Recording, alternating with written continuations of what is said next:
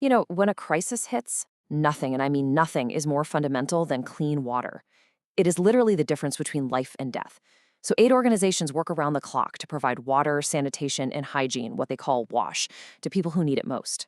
But what happens when that very act of helping, of providing a lifeline, actually creates brand new dangers? It's a really critical and often overlooked part of humanitarian aid, and today we're going to break it all down. It sounds like a total paradox, right?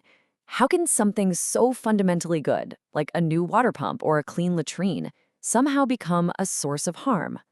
Well, that's the question we're really digging into today. How do you protect people in the very act of trying to save them?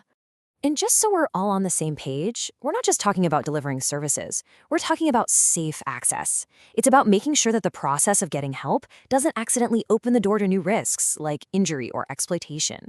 Okay, so this brings us to the heart of the problem. This isn't about bad people with bad intentions. It's all about the environment. A humanitarian crisis it's a uniquely chaotic and dangerous setting, and that chaos completely changes the very nature of risk. Think about it. In a normal setting, you've got established systems, communities that know each other, and you can generally predict what resources you'll have. But in a crisis, all of that just goes out the window. You're suddenly dealing with extreme scarcity, huge numbers of people forced from their homes, and just immense pressure to act fast. The old rules, they just don't apply anymore. And this next point is probably the single most important idea in this whole explainer. Risk in a humanitarian crisis isn't just added to the pile, it's transformed. It completely changes its shape, its nature, and where it even comes from. So, what does that transformation actually look like? Well, when water is desperately scarce, whoever controls the tap suddenly has a huge amount of power, and that power can be abused. When whole communities are uprooted, all those social safety nets that protect people are just shattered. And when you're under all this pressure to act fast, corners get cut, vetting gets skipped, and brand new dangers are introduced. Okay, so we understand why the risk gets transformed. Now, let's get practical and look at what these dangers actually look like on the ground. What are the specific warning signs that we really need to watch out for? The risks really fall into two big buckets. First, you've got the direct risk to people themselves. We're talking physical and emotional harm, like exploitation at a poorly lit latrine. But then there's also a huge risk to the aid itself, things like fraud, shady deals with contractors, or even the outright theft of water. Both of these things can completely undermine the entire relief effort. All right, this is where it gets really practical. If you are actually there, what would you see or hear that would make you think, uh-oh, something is seriously wrong here? These are the red flags that demand immediate attention.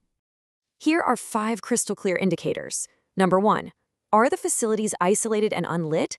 That's a massive safety vulnerability right there. Number 2, pay attention to who gets water and when.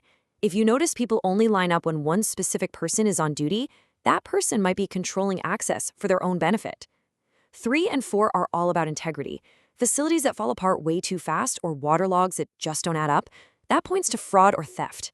And finally, number 5, and this one is so important, hearing the excuse, "We have to skip the rules, it's an emergency."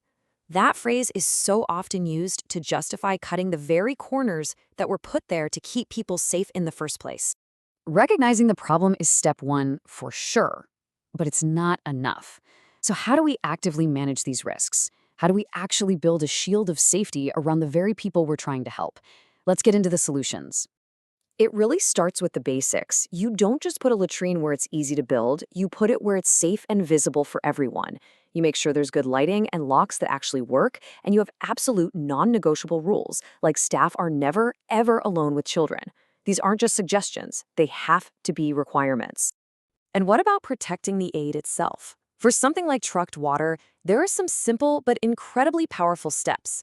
You seal the trucks the moment they're filled. You can use GPS to make sure they stick to their assigned route. And, this is key, you have the community itself verify that the right amount of water actually got delivered. Something as simple as a sign can be an unbelievably powerful tool. When you post a message like this publicly, it makes the rules crystal clear to every single person. It gets rid of any confusion about bribery and empowers people to speak up if someone demands a payment, because they know for a fact it's not allowed. It's all about creating that clarity. And ultimately, all of this brings us to the most effective defense there is, the community itself. When you empower community committees to monitor the water deliveries, to check on the facilities, and to verify who's getting supplies, they become the frontline guardians of the entire system. They're not just passive recipients of aid. They become active partners in their own safety. So, when we think about humanitarian work, we often picture doctors or maybe engineers. But there's this other front line, an unseen one, that's focused entirely on building and maintaining safety in the most difficult circumstances you can possibly imagine. And that is the ultimate takeaway here. Safeguarding isn't a nice to have. It's not an add-on you worry about later. It is the absolute foundation that all other help has to be built on. Because if the help isn't safe, it isn't really help at all. Which leaves us with this final, critical question to think about. In the absolute chaos of a crisis, when speed seems like the only thing that matters, how do we build the discipline to always prioritize safety over speed? It's a constant tension, and getting that balance right, well, that's the true measure of effective aid.